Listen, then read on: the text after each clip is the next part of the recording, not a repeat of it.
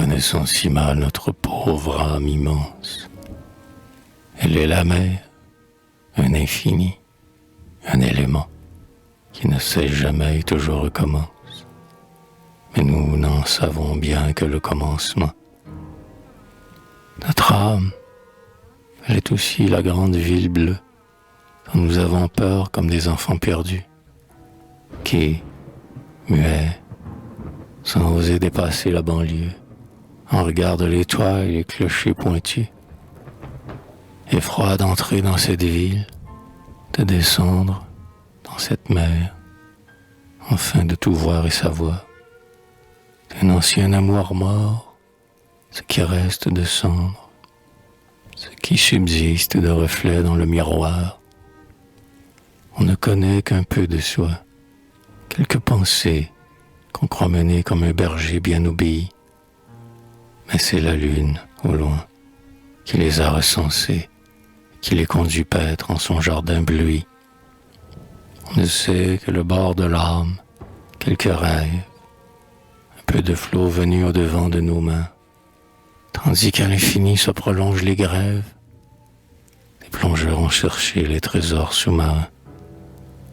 L'âme entend par moments des bruits.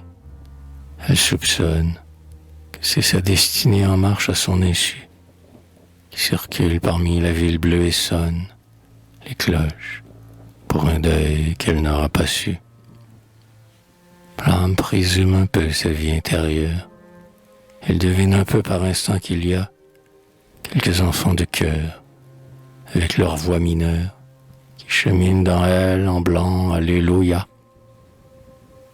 Vaste univers qu'elle contient et qu'elle ignore. Tous ces élans, tous ces songes, tous ces essors, tant de péchés nouveaux, une faune, une flore et des vaisseaux au fond de l'eau, pleins de trésors. Clair-obscur traversé d'ombres somnambuliques, désirs s'évertuant à sortir de la mer, rêves anciens crus morts et devenus reliques, fruit d'or où fait son œuvre un invisible ver. Tant de choses que l'âme aveugle continue, des rêves qu'elle sent et qu'elle ne voit pas, une action sans but qui lui reste inconnue et dont on ne sait qui poursuit le canevas. L'âme s'effraie. Son trop peu de clairvoyance devant cet infini dans elle refluant, et son entendement dans cette inconscience heurte la mer et meurt comme un pauvre affluent.